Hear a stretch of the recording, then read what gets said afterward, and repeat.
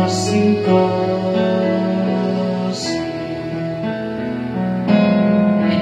Kung karoon makadungog ka mo sa iyang imo, ayaw patigahan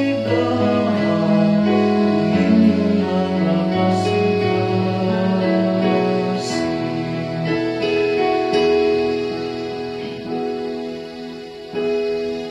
Ipabalik mo ang tao ngadto sa abog. Nagaigon ka, balik o mga anak sa mga tao. Kaya mo sa kalibo katuig diya sa mga tubangan, ingon o kagahapon lamang. Karon nga katumilabay na, o imulog sa kapagbantay sa gabi. Kung karon makadungog ka mo sa iyang imo, ayaw patigahan inyong mga kasing-kasing.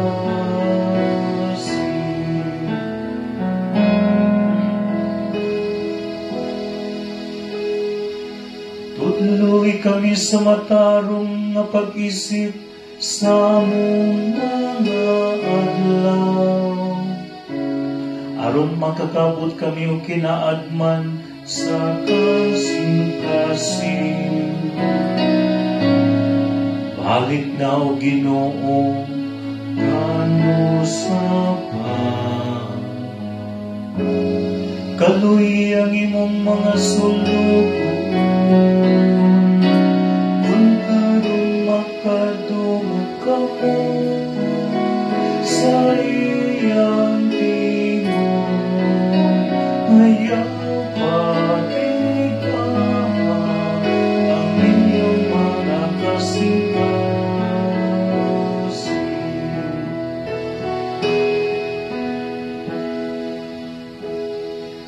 Hinig kakadlawon pun-a kami sa imong kaluoy, aron mo singgit kami sa kasadya o kalipay sa tanan namong mga adlaw.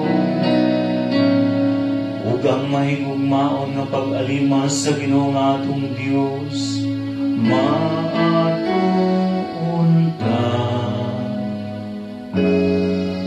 Magpausbaw sa buhat sa itong mga kamot, alam ka nato. Magpausbaw sa buhat sa itong mga kamot, kung karoon makadungog